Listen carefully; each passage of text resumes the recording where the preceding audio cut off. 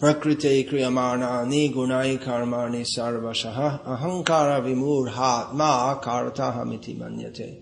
The spirit soul, bewildered by the influence of false ego, thinks himself the doer of activities that are in actuality carried out by the three modes of material nature.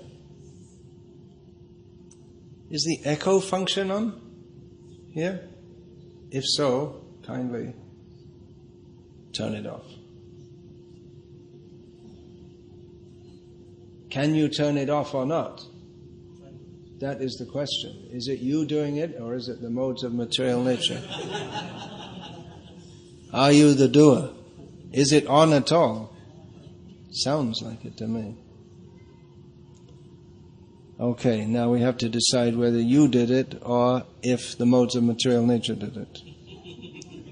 Actually, in this case, it must be the diving Prakriti. This Mahatma Nastumang Parata, diving Prakriti Masha. Yeah, that's the fact. Because he's doing it in the service of Krishna.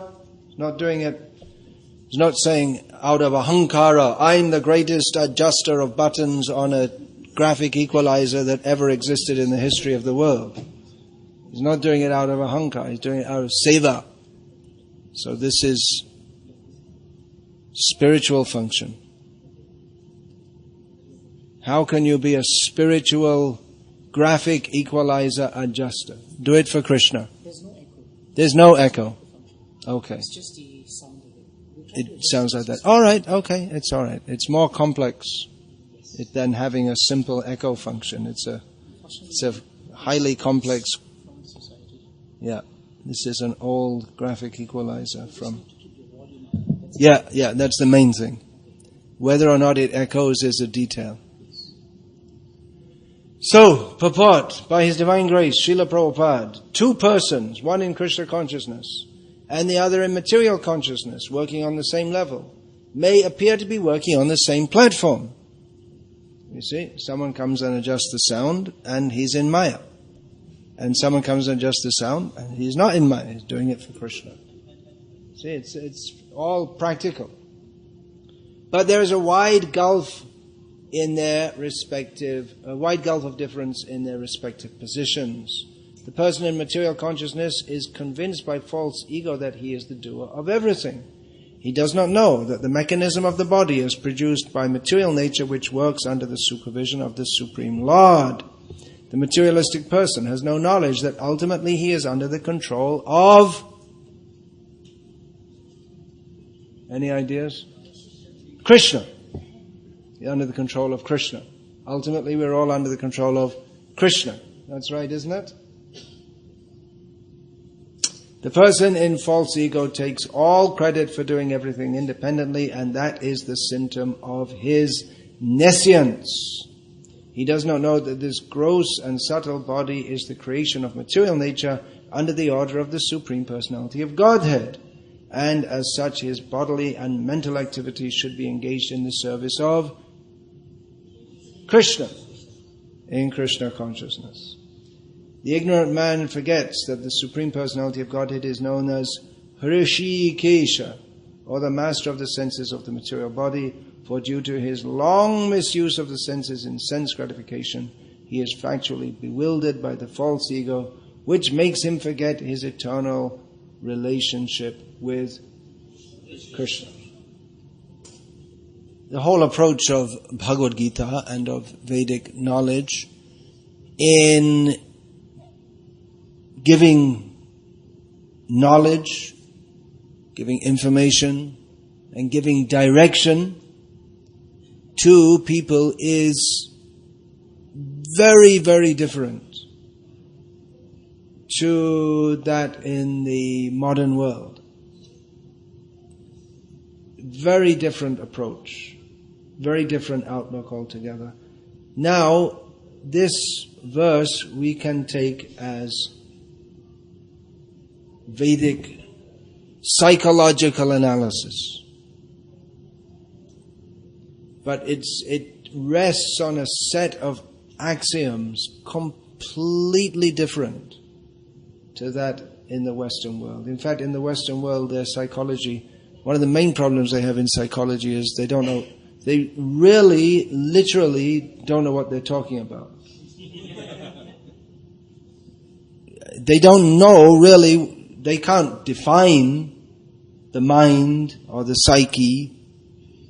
And there are different theories, there are completely different theories about how people think the way they do and act the way they do, and they're quite bewildered at the present time why nice, ordinary people in America, from time to time, some of them get a gun and go and shoot a whole bunch of people dead. They have to come up with a new theory for that one.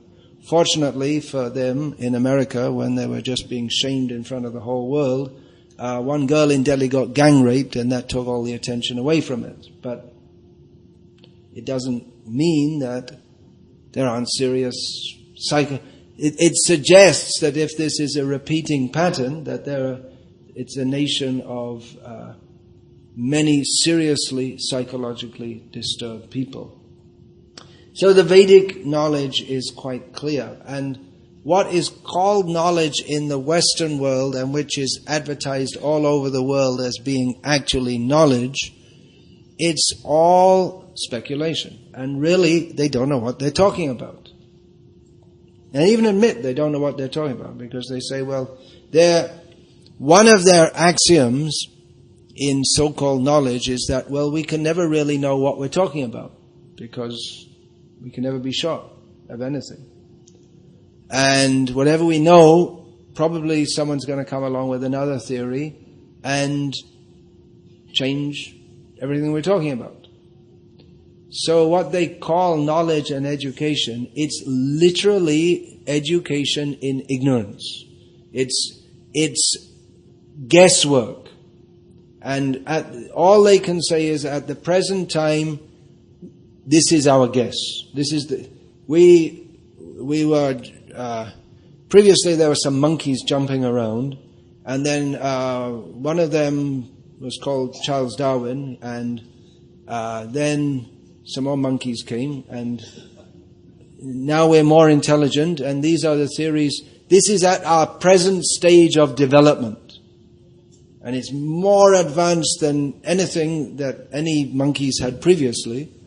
And it's highly advanced, and therefore we have such a wonderful society in which from time to time people pull out guns and shoot a whole bunch of people dead.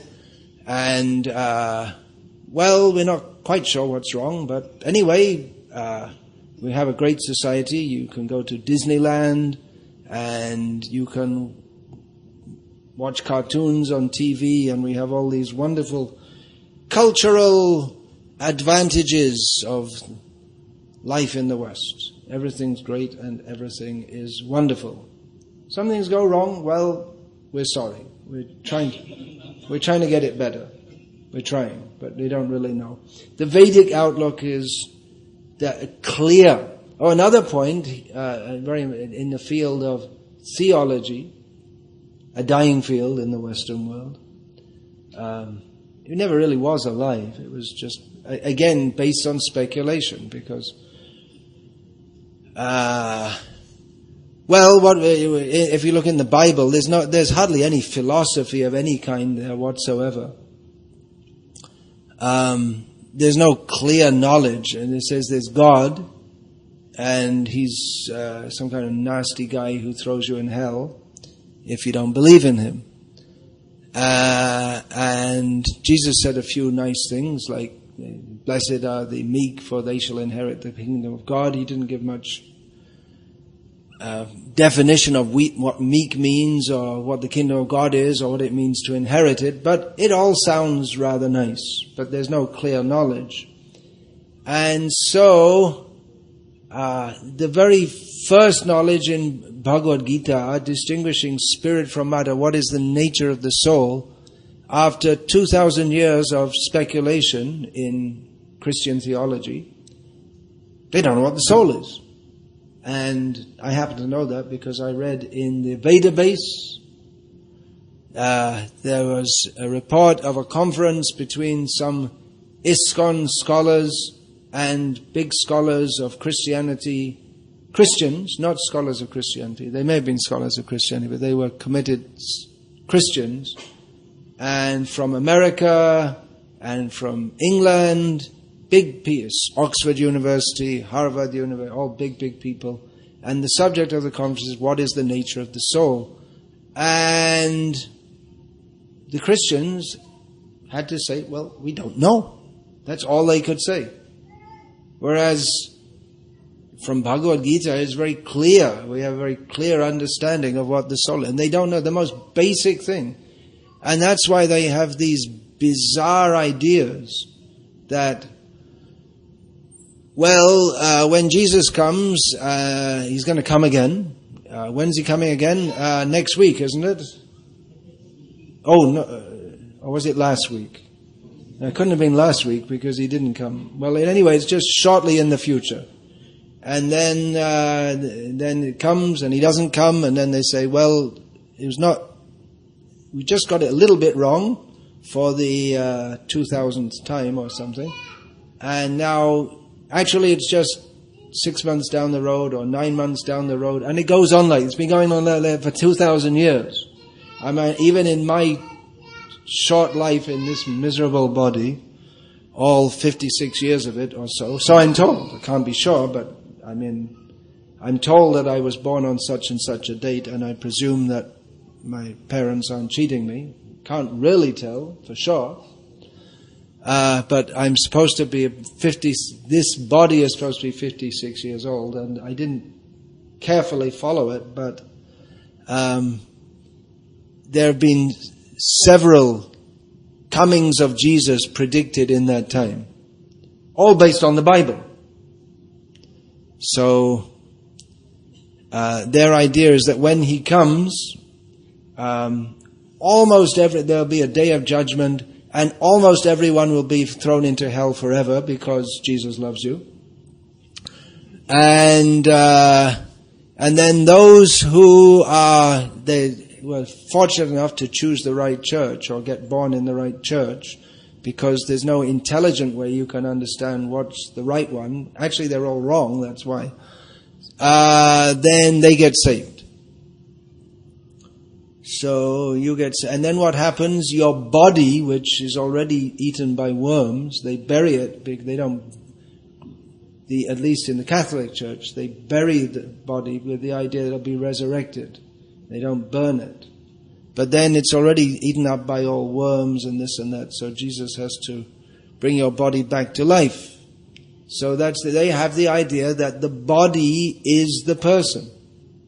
There's serious theological problems with this. And also, with the idea that you get revived, but then your mother gets revived, and then your daughter gets revived, and they all want you to be the age that they want you to be, but you want to be another age. And maybe your enemy gets revived also, if they're a good Christian. What about that? And then you all go to heaven and you eat roast beef and all nice things, and you go on with life. There must be a slaughterhouse in heaven also, I guess, because they like to eat meat. So they have no idea. It's all based on speculation.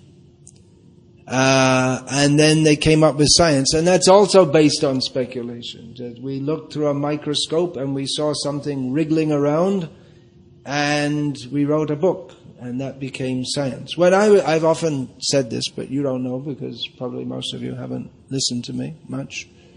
Those who have might be bored by this example. But anyway, when I was at school, I was taught that the cell, the biological cell, is a very simple organism, and that very soon scientists will be able to reproduce it in the laboratory. I found out later that this is a bunch of what in America is called BS. It's nonsense. Srila Prabhupada's favorite word was, in this regard, was nonsense. So actually should speak according to the parampara. So it's nonsense. And then that the cell is actually extremely complex, and this finding out by scientific research the the complexity of biological cells, even the most simple ones, that apparently gave rise to the phenomenon of the intelligent design theory, which combats the Darwinian theory. So I was taught at school that it's completely nonsense, the idea that the cell is a very simple organism and very soon scientists will be able to create it in the laboratory. And what I found out much later, only about 2 years ago, is that not only was their so-called science wrong at the time, but they even knew it was wrong at the time, but they hadn't come up with a new theory, so they were still teaching us the old theory in the school. And they called it science, and you had to write, if you write this, then you pass your biology test. And if you say this is wrong, no one would think to say it's wrong, but then you are wrong. So if you're wrong, you're right. But if you're right, you get marked in the school as wrong. Because you have to believe what they tell you. In other words, it's not at all science, it's just that you have to believe what they tell you. And they're wrong. And they know that what they're telling you is likely to be proved wrong later, but they don't have any better theory. As, again, about 20 years ago or so, I was distributing books at the All India Science Convention, which was being held in Vadodara in Gujarat at the time. I was going to the hostels where all the visiting professors and whatnots were staying. And I was distributing Life Comes from Life. A good punch in the face for the so-called scientists. And I knocked on the door, one professor opened the door, and he asked me what I was doing. I said, I'm distributing these books. And he said, well, what's it all about? And I said that, well, it shows that Darwinian's theory is nonsense. And he laughed and he said, well, we already know that. And then I said, well, why do you still teach it? And he said, well, we don't know anything else to teach. This is called science. So anyway, one thing I wanted to talk about here, I got off on a different track, that actually Veda means knowledge, apaurushaya. It's not knowledge. In the modern idea is that what people speculate and whatever seems to sound right, or actually it's not actually what seems to sound right, but whichever person manages to capture the media, that is what is considered right. Whoever is able to get promoted, just like there are so many scientific discoveries, they never get promoted because they're not in line with what they call science. It's not in line with scientism or their scientific dogma. So that's not really knowledge, because knowledge is independent of what we think about it. Do you get what I mean? Just like, for instance, we can, without getting into too many philosophical abstrusities, such as is everything around us real, or is it just a big illusion, without getting into that kind of thing, we can take as a fact that there's a table of sorts here, and there's a glass here. Well, actually, then we get into a linguistic problem, because this is only called a glass in Indian English, because it's not made of glass. All right, a steel cup, to use English. All right, so there's a steel cup on this table, right? Can you all see? Yes. There's a steel cup on this table. Is it my opinion that there's a steel cup on this table? What do you think? Now we're going to take all your opinion as to whether it's my opinion. It's a fact which, if if I say there is no cup on this table, I can say it, and Singapore is a relatively free country. So you're allowed to speak your opinion as long as it's not political. You're allowed to speak political opinions also? Not encouraged, yeah. Okay. So we're not saying anything political here. Okay, so we could make up some abstruse philosophical theories that actually it's all an illusion, and possibly I know some magical tricks by which I'm making it appear that it's not really there. But if we're just sensible and normal, we will all agree that there is a steel cup on this table, right? And even if all of us say, if we all take a vote that there's no cup on the table, it will still be there, right? So knowledge what is actually a fact does not depend on our opinion. That is why the Veda is apaurushaya. It doesn't depend on any person. It's just fact. That's all. And millions and billions of universes can come and go. Bhutva praliyate. But the Veda remains the same because it is exposition of reality. We also say, we means Shastra itself says, Veda Narayana Sakshat. Veda is directly manifested from Narayana. So, what does that mean? It's Narayana's opinion? Well, it could be said that also, because he is the absolute substantive reality upon which everything else depends, with all due deference to Professor Einstein, in which he says that everything is relative. But actually that's a fact that everything is relative, but you have to complete the sentence. Everything is relative to Krishna, who is the absolute principle. Everything depends on him. It's not just all simply existing, which is the modern idea, that this relativism we have in this relativism, the idea that everything's just existing and everything is relative to everything else and nothing is absolute, it's actually Mayavad.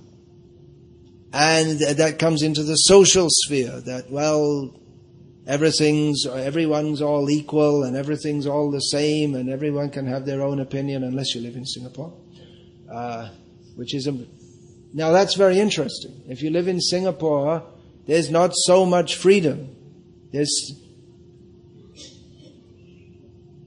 non-conformity is not encouraged. Why is that? Well, you could say it's largely due to the influence of Chinese culture, you could say, which is... and actually all cultures all over the world, previously, they circumscribed different norms for how people should behave. But in the modern idea, there's this modern idea of freedom.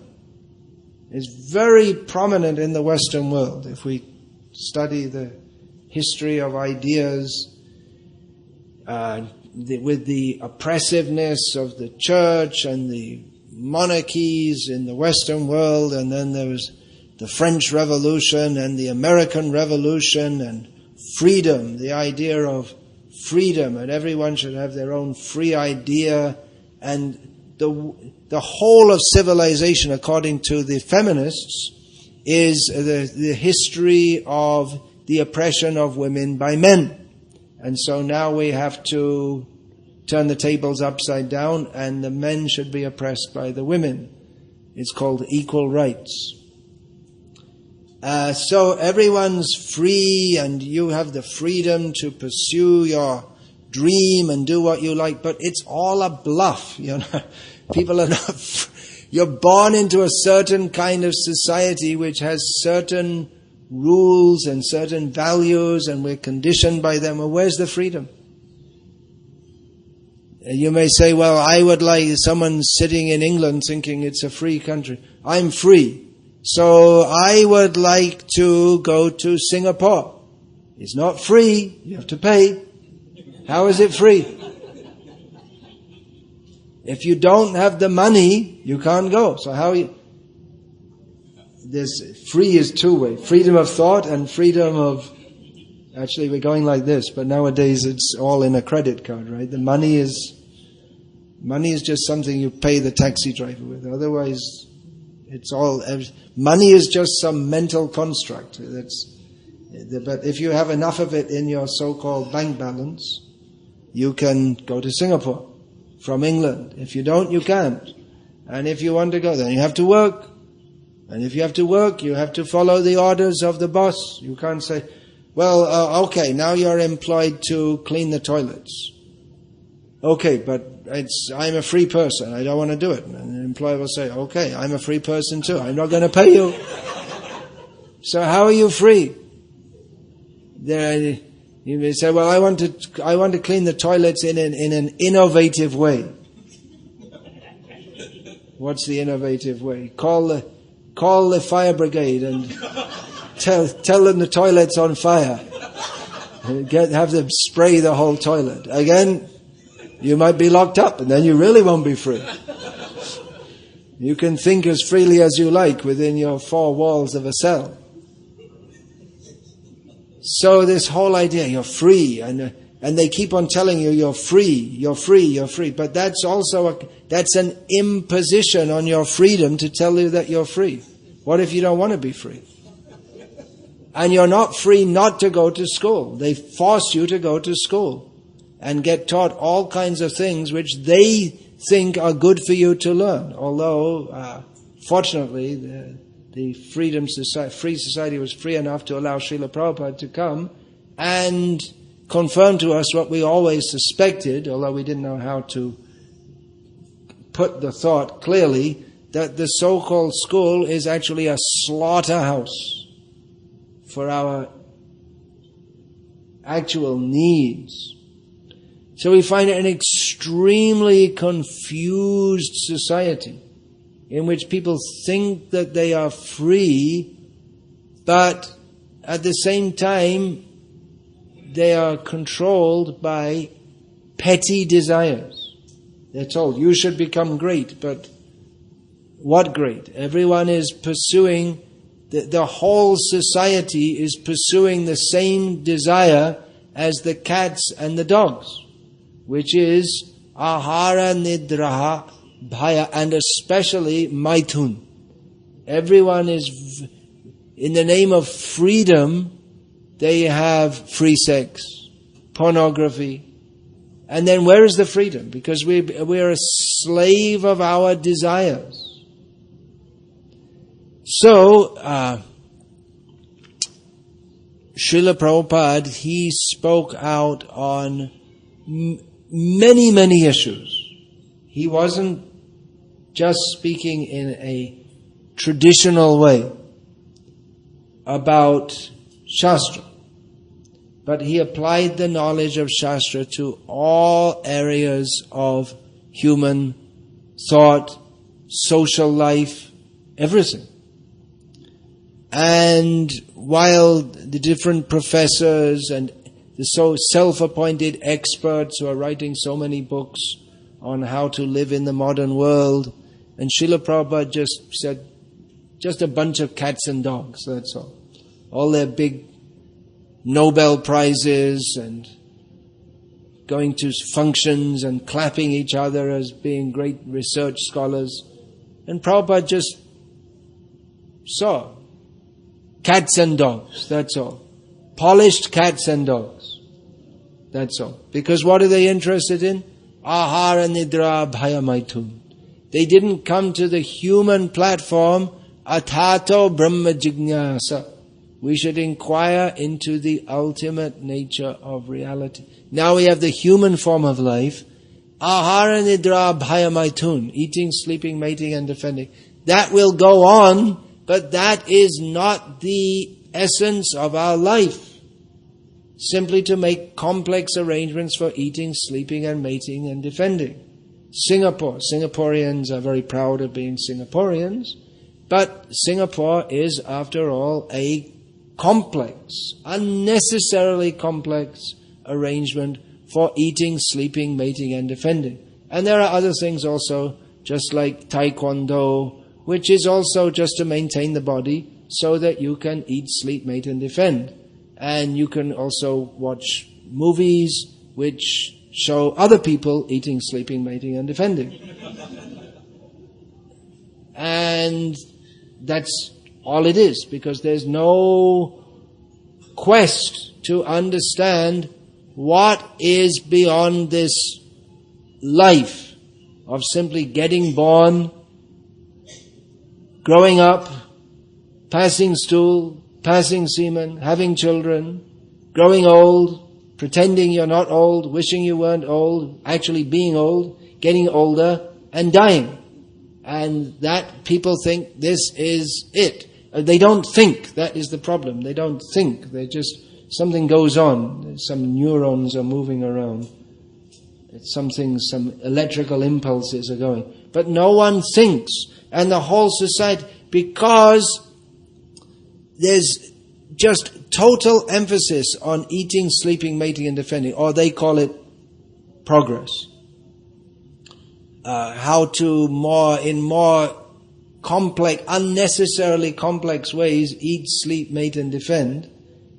Because there's so much emphasis on this, the natural tendency in human life to rise above that, to think, why am I suffering? What is the root cause? Nowadays, if people think, well, I'm suffering, they think, I have to see a psychologist who messes you up more with whatever his particular speculation of psychology might be.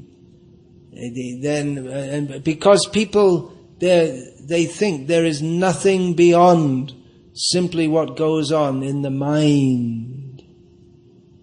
And the whole society, they're very proud, we have such an advanced society and we know everything, what's going. We have solutions for you. If you have problems, you see the psychologist, he'll give you some pill or give you some therapy. Of course, you have to pay for it.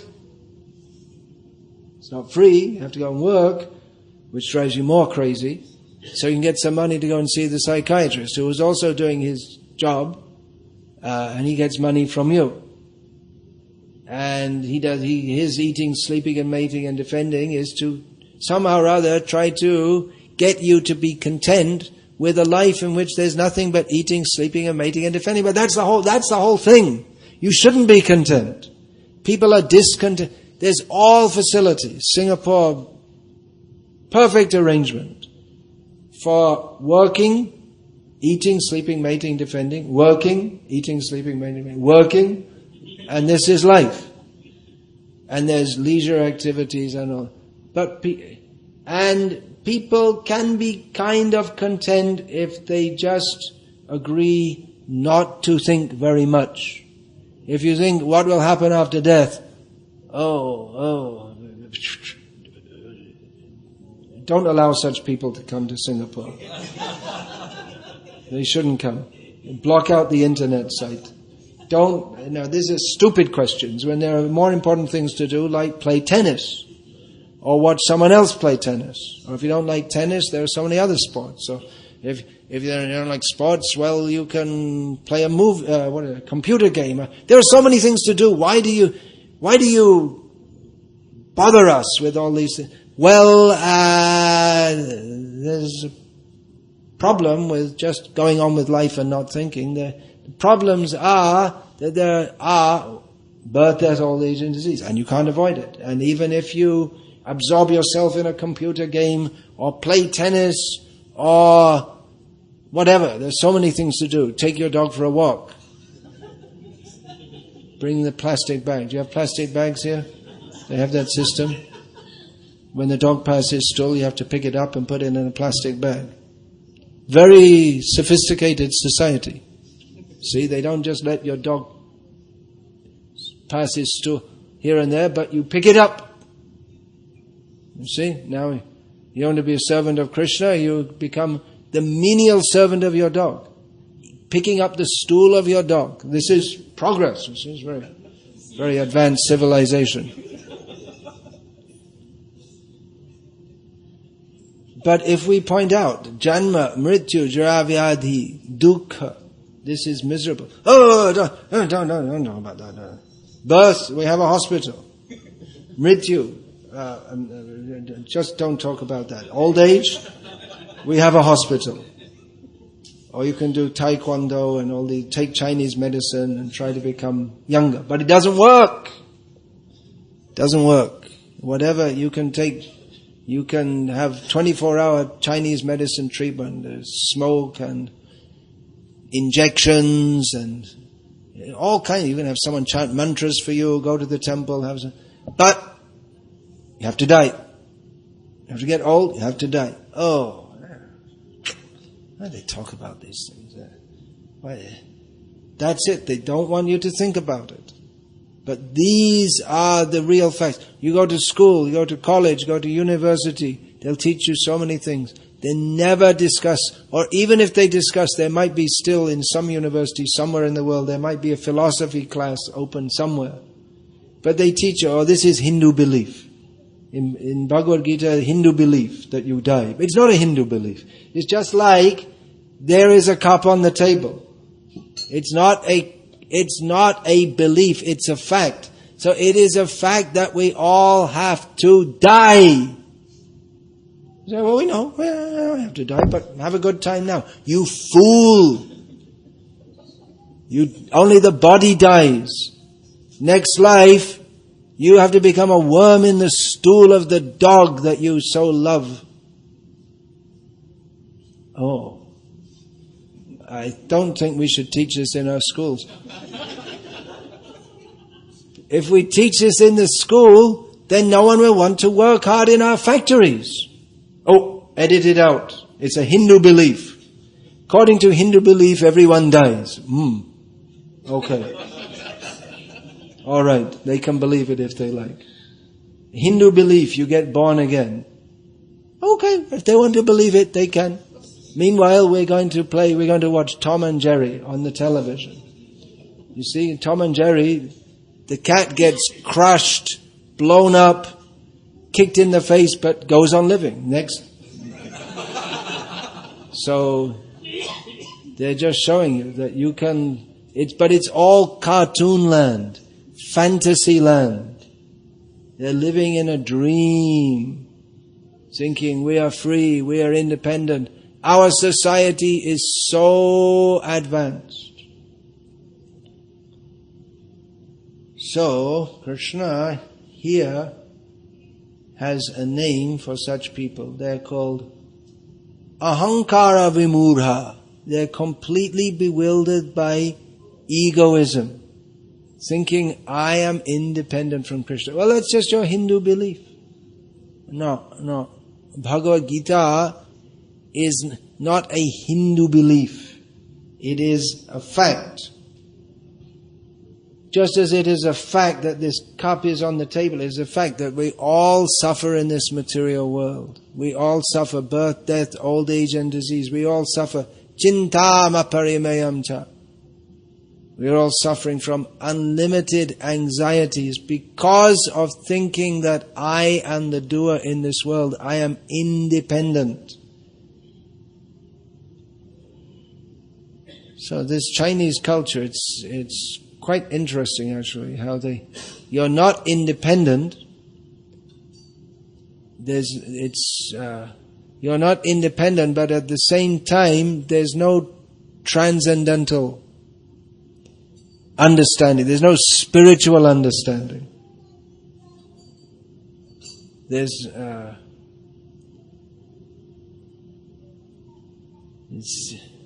Sometimes they talk of Eastern culture, but Chinese is very different to India.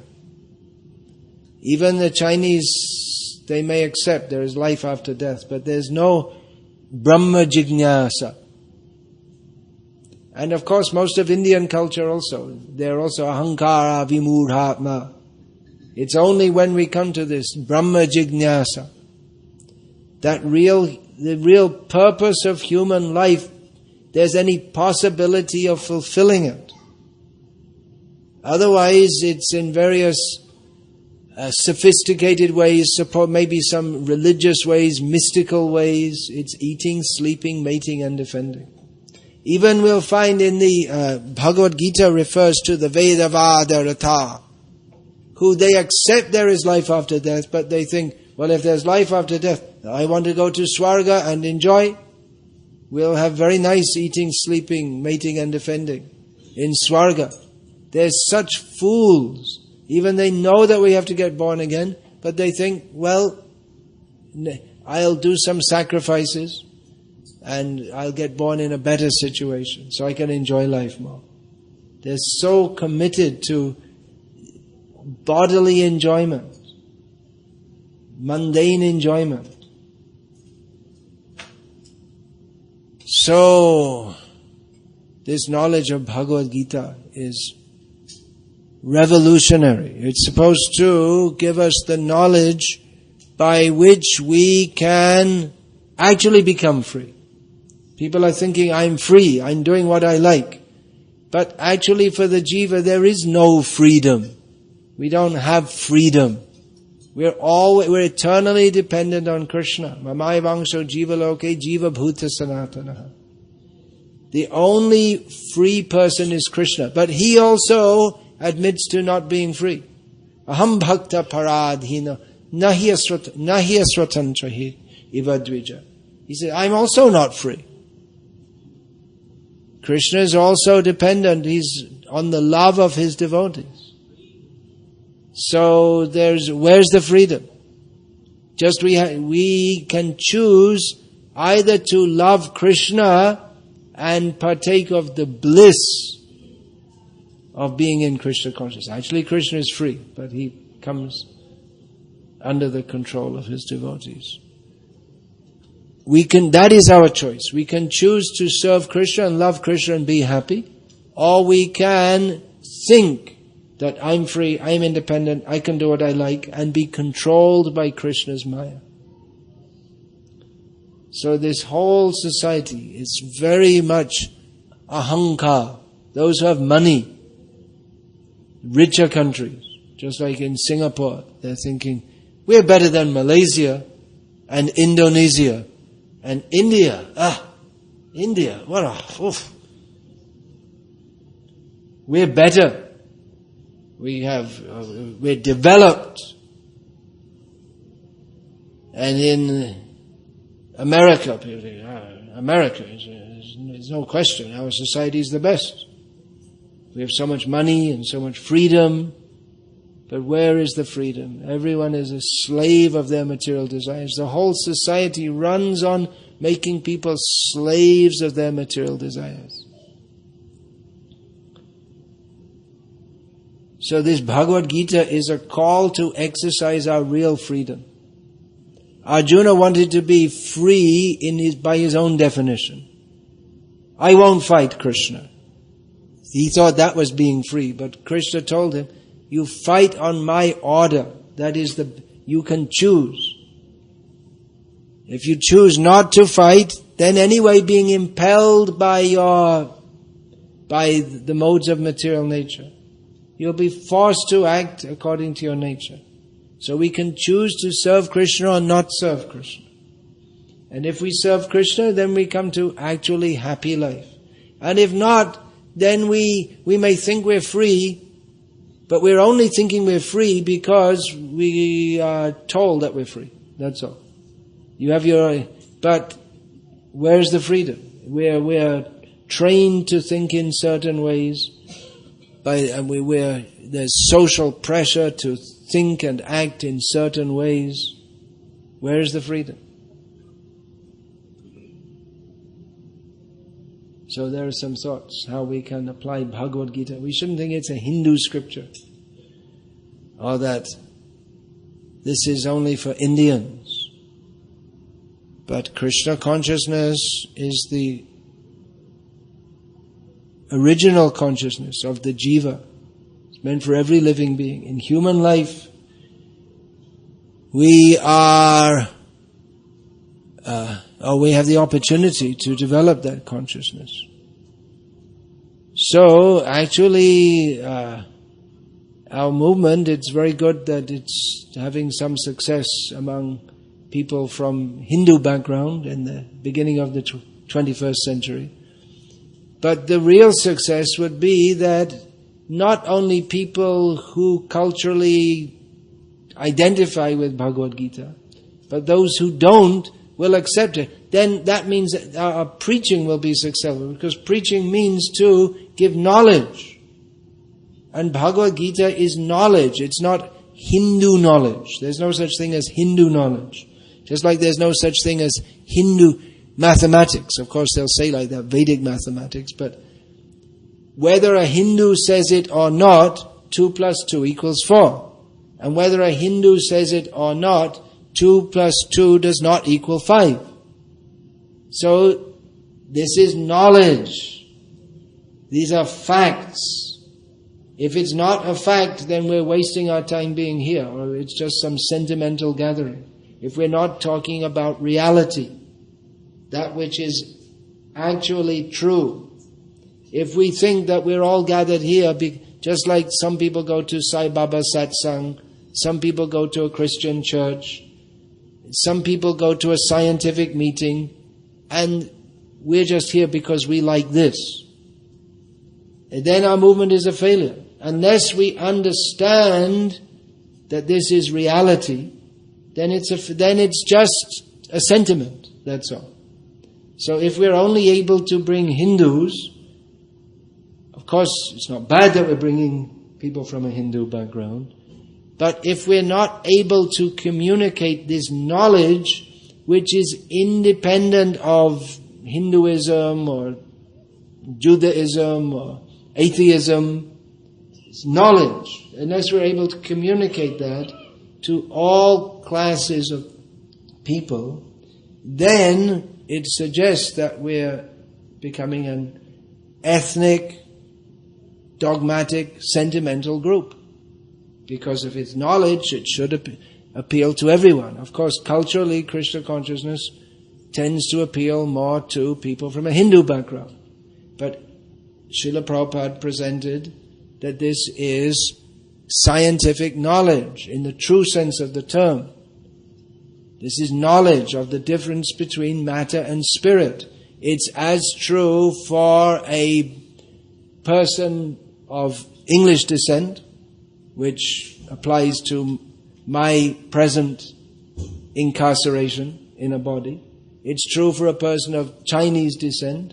It's true for a person of African descent. And it's true of people of Hindu descent. It doesn't make any difference whether you're a Hindu or a Jew or a Muslim or a Christian. Dehino sminyata dehe komarang yovanang jaratata dehantara praptihi. That happens to everyone. Everyone, whether you're born in a Jewish body or an Indian body or a cat body or a dog body, you're born, the body grows, it gets older and it dies. So this is knowledge. And then the next thing, tata de, die, but the term is given, dehantara prapti, attaining a different body. So this is knowledge which applies to everyone. Either it's true or it's not true. Just like people sometimes say, do you believe in reincarnation? Which is a stupid question. And I tell them that. It doesn't matter whether I believe in it or not. If it's true, it's true. If it's not true, it's not true. So it's not to say, do you believe in it? Does that mean, well, I believe in reincarnation, so when I die I'll get born again. And here's a Christian, he doesn't believe in reincarnation, so it won't happen to him. And for the atheist, it won't happen to him either. It only happens if you believe in it. But that's not a fact. Reality is independent of our opinion. So this is knowledge. In Bhagavad Gita, Krishna doesn't say to Arjuna, now I'm going to speak to you some Hindu fairy stories to make you feel happy because you're suffering from a crisis, a psychological crisis that you don't want to kill Bhishma and company. So I'll tell you some nice religious stories to make you feel good. He doesn't say this. He says, what is that? Jnanam teham savijnanam idam vaksham sheshataha yajgyatva neha bhuyo nyajgyatavyam avashishyate. I will now speak to you all the knowledge that you need to know. All the scientific knowledge that you need to know, so that you will not need to know anything else. Everything is there. So this is not true only for Arjuna, it's true for everyone. And we should be able to present that to everyone. If people at all have any intelligence, and Srila Prabhupada was kind enough to grant that people to have some kind of intelligence. Therefore he spoke Bhagavad Gita to them. So of course people's intelligence is very much covered by this ahankara, this sense of thinking themselves the body. But Srila Prabhupada, he spoke the philosophy of Bhagavad Gita wherever he went. So he accepted that people, the possibility is there that they can accept this on an intelligent basis, as Arjuna did. Arjuna was just a complete psychological wreck, a mumbling mass. I don't want to fight. And Krishna said, you're just a fool. Stop talking this nonsense. And spoke to him knowledge. Krishna brought Arjuna from the position of a sentimental idiot to a self-realized person by speaking him the knowledge of Bhagavad Gita. He didn't say, look Arjuna, you're a Hindu and I'm a Hindu god. Why don't you worship me? He didn't tell him that. He told Arjuna, he gave him the knowledge by which he understood that he's meant to surrender to Krishna. Look, English, see, not Hindu. Then why am I chanting Hare Krishna? Did I think, well, actually I want to be a Hindu. My parents raised me as a Christian, but actually I'd like to be a Hindu. No such thing. Because Srila Prabhupada gave us this knowledge of Bhagavad Gita and practical understanding of who we are and what is the knowledge of what we really need to do in our life by understanding who we are, what is the actual nature of reality. Therefore, we have taken this up. So you should bring it to everyone, not only Hindus. It's not a Hindu religion. All right, Hare Krishna. If anyone has any question, comment or protest, they may now express it. Thank you for listening kindly. That is largely due to your Hindu culture. It's a fact. Hindus are more likely to take because they have the culture of listening to religious speeches. If I said this kind of thing in a school in England, they'd all start talking and fidgeting and someone would start shouting and protesting. So you have the culture. So that is favorable for taking to Krishna consciousness. But of course you have to hear the right thing. If you hear the wrong thing, then by your Hindu culture you can go to hell. You can be a very pious Hindu and go to hell. Just like here, we're doing puja, arati, chanting, and everyone's on the path back to Godhead. You can do the same thing, puja, arati, chanting, and go to hell. You just go to Puttaparthi, do the same thing, and you'll go to hell. They're worshipping Sai Baba. So their Hindu piety is being misdirected. So just to be a pious Hindu, it's a good start. But unless you get the right direction, your piety can take you to hell. So knowledge is required.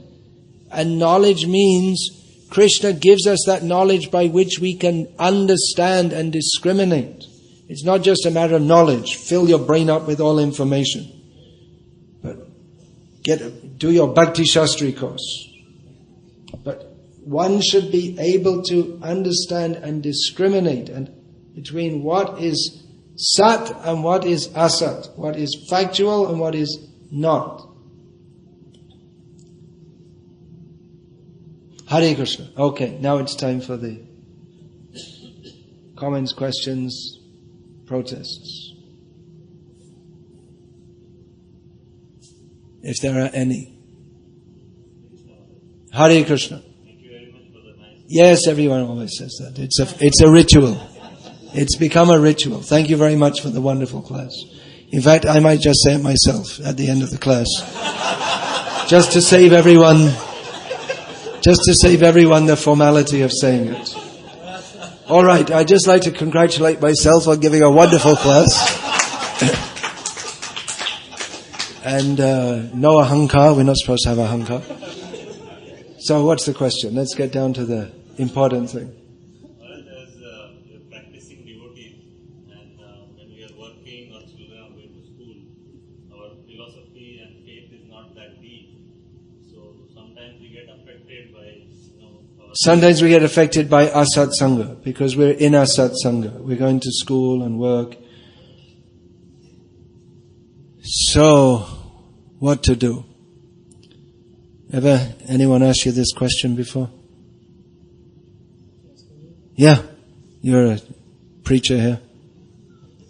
It comes up all the time, doesn't it?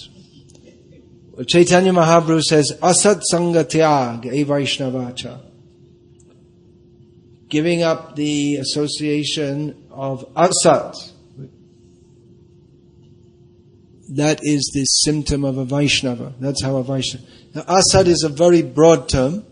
In its simplest sense, we can translate it bad association. But we're in the world of asat.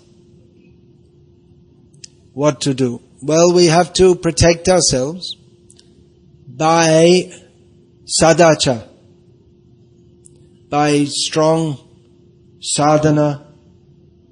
That's sadacha, satsanga. We have to pump up our sat. Then we won't be so much affected by the asat. But best of all is to live always in the association of those who are sat. So for that end, Srila Prabhupada, he wanted to establish, and this was a major part of Prabhupada's mission, which has largely been forgotten. He wanted to create communities where devotees can live together very simply, not having to work hard day and night. Bifale shevenu kripana dorajana chappala shukala balagire. This is the description of. Everyone is working very hard for someone who's a rascal, who doesn't care for them, who wants to squeeze as much as they can out of you. What for? Just for a little sense gratification. So Srila Prabhupada recommended that we have our own communities. Not only recommended, he was very strong that we should, it's part of his mission, in which we live simply. It means we don't have so much comfort. If we live simply and work for our basic needs, that means we won't have air conditioning, which for people living in Singapore might seem impossible. But there were people living here for generations who never had air conditioning. And you can live like that. I don't know, I was living in KL and traveling all over Malaysia in the mid-1980s to late 1980s. And we didn't have AC. We never used AC. And nowadays I think everything everywhere is air-conditioned. But in that time, we didn't want, and we didn't miss it either. If you don't have it, you don't need it. If you have it, you think you need it. So living simply, grow your own food, protect the cows, very important. And in this way, live with devotees and chant Hare Krishna. So that's a major part of Prabhupada's mission, which, if you want, you can do great service in moving toward that. Of course, in Singapore it might be difficult because it's a very small place. And I guess every inch of land is already either... it's not like there's any spare land here. But in Malaysia, I saw Singheshwar Prabhu. He told me they're making some communities there. So you could maybe participate in that. Or in India. some communities like that, because it is a major part of Prabhupada's mission, and it is a major problem for most of our devotees, because most of our devotees nowadays are married and they just can't leave everything like a brahmachari, and they have to think about how to make arrangements for their family. And in modern society, they don't leave us much choice, actually. I mean, there are so many different things you could do, but basically you have to work for someone, or maybe you can do your own business, although it's increasingly tough to do your own business. But even if you do your own business, you have to work very hard. And you have to mix up and associate with people who are not devotees. And their values and everything they do is very bad for Krishna consciousness. So if we live with devotees, then we can be Krishna conscious very easily. During your work time, you can chant Hare Krishna. I don't think you can do that, whatever work you're doing. You can't do that mostly. If you're plowing the field, you can sing as loud as you like, Hare Krishna. A rural community doesn't mean everyone's plowing the field. There are also doctors and architects and, that's also needed. But houses can be simply built also. You don't need an architect to build a simple house. There are so many things. Teachers, cooks, and you can chant Hare Krishna freely. Everyone gets up in the morning, goes to Mangalarti. No late nights like this. So that you can consider also, as it is a problem for everyone who comes to our movement, almost everyone. So Prabhupada gave the solution: live simply, chant Hare Krishna. That's the revolutionary answer. Otherwise we're all stuck generation after generation in this nasty so-called civilization, which is very makes it very difficult to be Krishna conscious. Actually, you're not allowed to be Krishna conscious at work. I mean, you can be in your mind, but the activity, you're not allowed to talk about Krishna, chant about Krishna, think. You have to think about your work. So they make it very difficult. Impossible. Any other question? Comment or protest?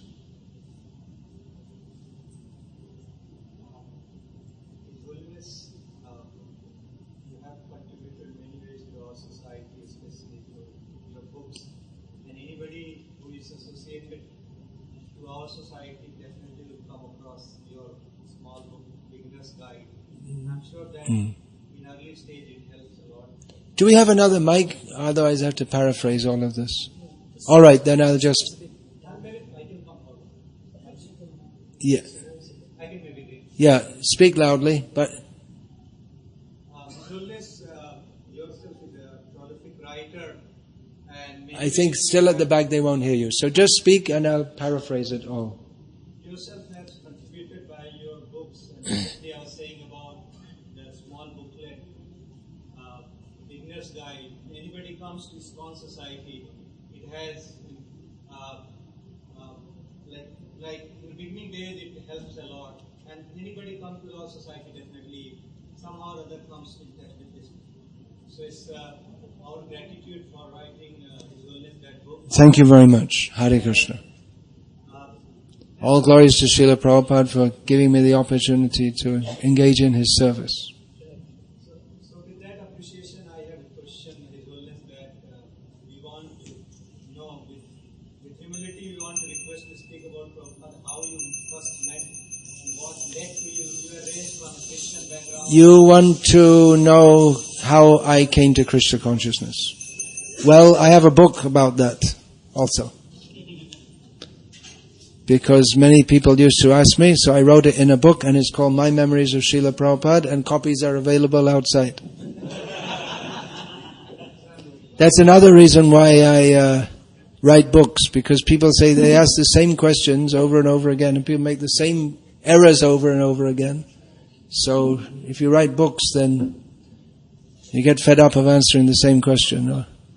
Or maybe, in Krishna consciousness you can say the same thing over and over again. Actually, there's 2 books in which how I came to Krishna consciousness is described in My Memories of Srila Prabhupada, and my previous life is described in the book Jai Srila Prabhupada. Do we have copies of that here? I think only in Tamil. Huh?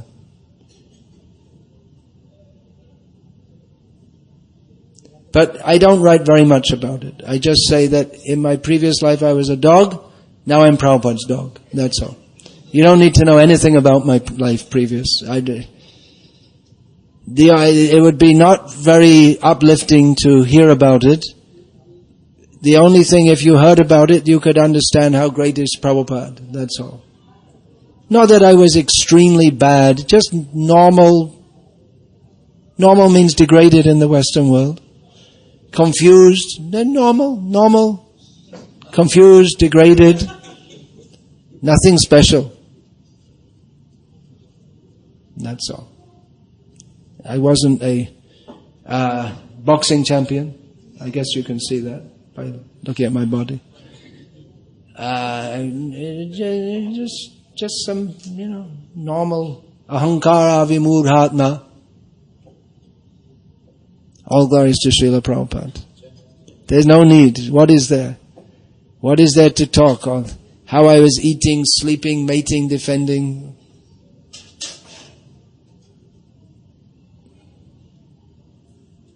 No need to discuss.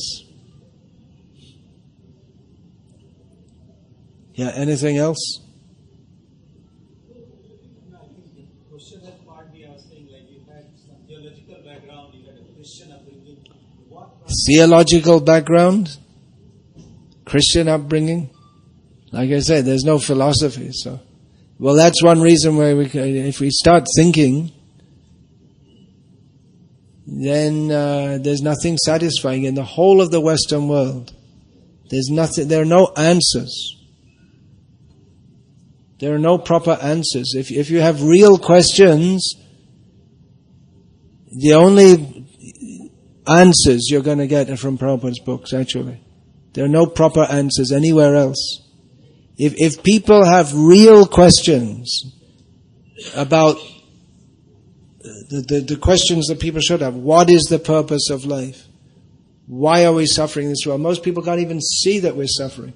The so-called religion, Christian religion, their whole idea is that this world is a place of enjoyment and then God makes it nice for you.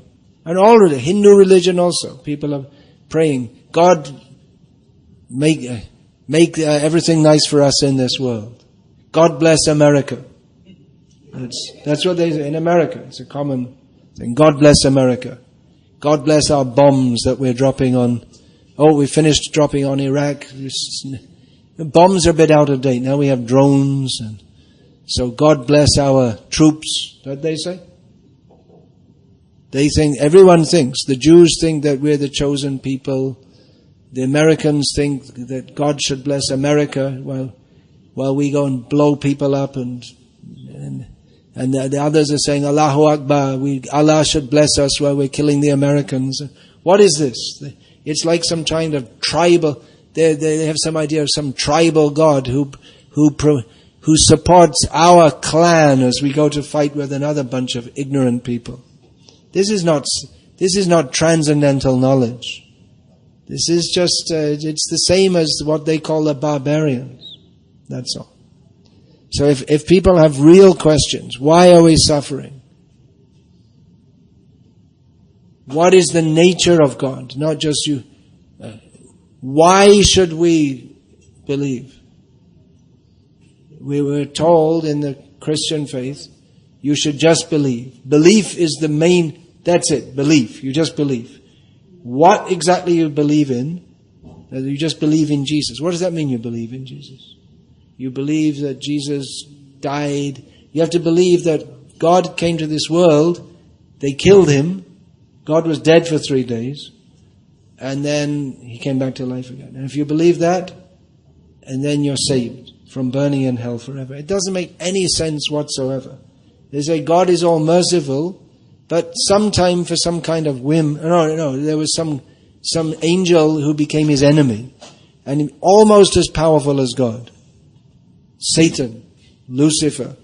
And so Lucifer and God, they're in a big tussle, and God is having a hard time, and actually it looks like Satan's on top. If you look, it looks more like Satan's in control than God's in control. But they say that if you believe in Jesus, then you'll be saved. And then otherwise you burn in hell forever. It doesn't make any sense whatsoever. And you love God and you kill the animals because God gave them to you to eat. All kinds of. It's religion influenced by Tamoguna. But they're convinced they're right. So Srila Prabhupada came to London and they asked him, "Why have you come here?" Prabhupada said, "To teach you what you have forgotten, God." So that's a fact. So try to understand this. Try to understand the teachings of Bhagavad Gita. Sometimes Srila Prabhupada told how he met his guru, and there are a few lectures like that, but mostly he spoke Bhagavad Gita and Srimad Bhagavatam philosophy. So we should follow that. Not just this story, that story. Let's follow Prabhupada's example.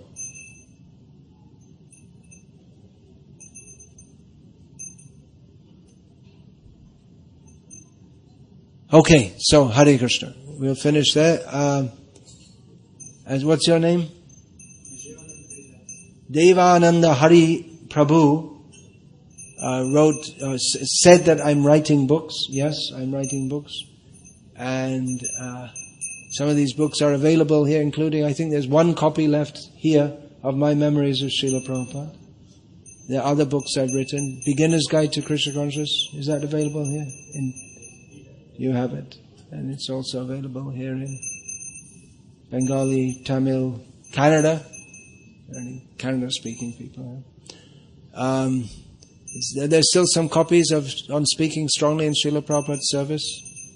We have some copies. That's the last book that I brought out. On Lord Chaitanya, yeah. I made that small book because mostly our devotees, they didn't read Chaitanya Charitamrita, because we tell you, first you have to read Gita, Bhagavatam, Nectar of Devotion, then only you can come to that. So a little introduction, small book on Chaitanya Mahaprabhu, giving the overview of the pastimes and the teachings, and that also because people in India, they don't know.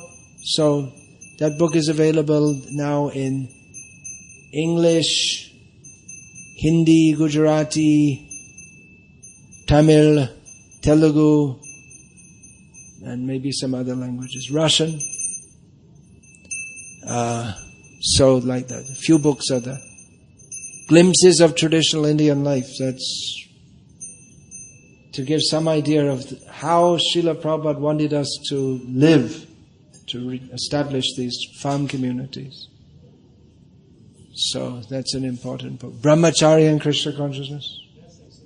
That's an important book for all devotees. Yeah. Grihastas, they can appreciate it more than brahmacharis. Brahmacharis, when they read that, they think they're just trying to convince us to stay brahmachari, that's all. And Grihastas, when they read, they can understand. It's all true. If a brahmachari doesn't understand it, then he has to become a grihasta. Then he'll find out it's all true. Yes. You may indeed. They already asked one, you can have another one.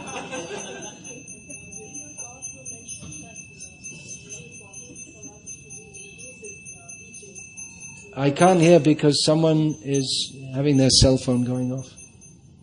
Give them a $500 fine. Please start again. During my talk I mentioned You mentioned about being more inclusive in our teaching in terms of including the local population. being more inclusive, Including the local population. including all classes of people. Yeah. But through my readings of Srila Prabhupada's books, we find that he almost started with no Indian, He started with no Indians. That's because the Indians weren't taking to it. Srila Prabhupada tried to start his movement in India, but at that time people weren't interested. It's only when Prabhupada brought devotees from the West, and the Indians are so brainwashed to think that we have to do everything Western, that they thought if the Americans are chanting Hare Krishna, then we should too. My question to you is, I've heard Srila Prabhupada mentioning in one of his Gala lectures about the reluctance of the Indians to join this movement despite Reluctance of the Indians to join this movement, which has changed now. Some Indians are joining. It's mostly middle-class Hindus. We haven't reached out much to the rural people, to the what so-called Dalits, to the Muslims, Christians. It's mostly appealing to... Actually, different classes of people will take to it, but we're not going to them much. We have our temples in the cities, and people come and they're happy, and we're happy, and that's it. But Srila Prabhupada also wanted padayatras. So, we shouldn't be... It's nice that the middle class Hindus are taking to it, which is a large constituency, but if we say our movement's successful in India, that's true, but only among a limited population. India also has one of the largest Muslim populations in the world, who we don't make any effort to reach them. So, there you go. my question is, I see, from my experience of traveling, I do travel in India and around the world, I feel most of the ISKCON temples now have a lot of Indians. Most of the ISKCON temples have a lot of Indians. My observation, I may be wrong, but I just like to know from you, I find that there is very little, I don't know why the locals in all these countries or, in these places. Why do the locals in all these places not come? Because it's full of Indians. Really? It's like more like They come and they think it's a Hindu religion. Then they don't like to come. how do we, what did we do differently for it to attract? What do we do to attract the Westerners? Good question. Well, we can preach to them. That's a good start. If we don't preach to them, they're not going to come. If Indians who have taken over our temples in the West, they can also preach to the Westerners and tell them, you're not the body. There are temples in the West where there are some in which there's still Western orientation, not all Indian. There are a few. I can think of Central London is one, Berkeley in California is one, Alachua is one, although they don't really go out and preach much. It's just that people in Western bodies came out there. So yeah, more work has to be done in this regard. One thing is that book distribution is going on. That goes to everyone. But when people come, they often think that it's something Indian, and because of cultural bias, they don't want to take part in it. So that our success in preaching among Indians all over the world has become an obstacle in preaching to non-Indians, if we are honest enough to face that. So we should think of that. We shouldn't be comfortable, just the Indians are coming, they're nice, they're cultured, they give donations without having to harass them too much. They like to. And we can be comfortable. But that comfort is not Chaitanya Mahaprabhu's movement. So it's a consideration. You also, living in, those of you who are Singaporean citizens, you can also reach out to the non-Indians and non-Hindus. When we say Indians, we just kind of presume that we mean Hindus, but Now I think it's more than 20% probably of the Indian population, and it's increasing wildly all the time, is non-Hindu. And Hindu also. I mean, there's so many wrong ideas. So, yeah, Krishna consciousness is not just meant for nice, pious, middle-class Hindus. There are no doubt nice, pious, middle-class Hindus are very nice, pious people. But we have to reach out to the Dino Hino, Papi Tapi, all the others also. And even the nice, pious, middle-class Hindus, mostly nowadays, they all eat meat and drink and all kinds of things. This girl who was gang raped, she was probably, I don't know, but it's probably by middle-class Hindus. Doesn't mean they're all gang raping, but just to be a nice, pious, middle-class Hindu is not the perfection of life in itself. So, there is a lot of work to do among nice, pious, middle-class Hindus also. It's not that we should stop that. And they are our natural customers, as Srila Prabhupada said about the hippies at the time. So, naturally, we want to expand among people who will take to it more easily. We want people to take to Krishna consciousness, and those who will take to it more easily, that's our natural preaching field. But then we should reach out beyond that also. So book distribution is a good start. And then there are other things also. We have to make facilities for and make arrangements that people from different cultural backgrounds don't feel ethnically disoriented when they first come.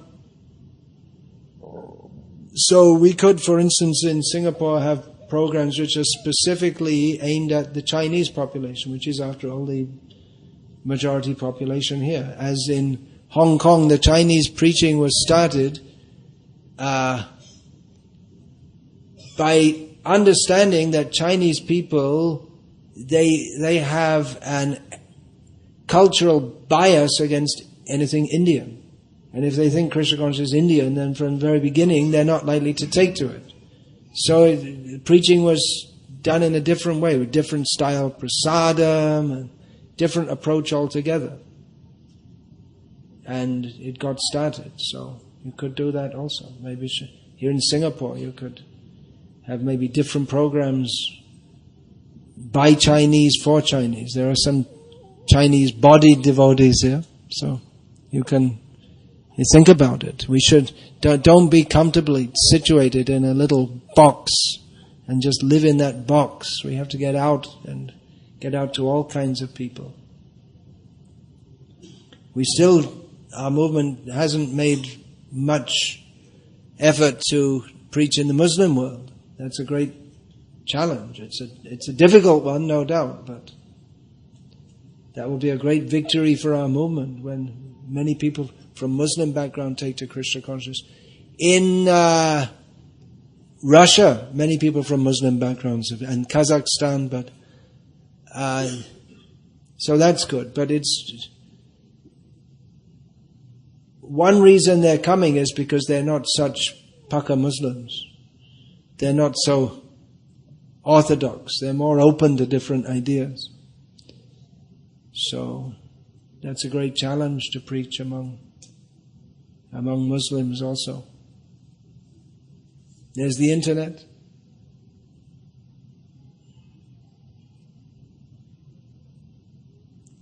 Anyway, if we discuss that now, it becomes a very big discussion. So it's important, but we won't pursue it further.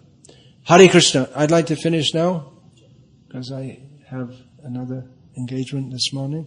Thank you very much. All glories to His Divine Grace, Srila Prabhupada. Hare Krishna.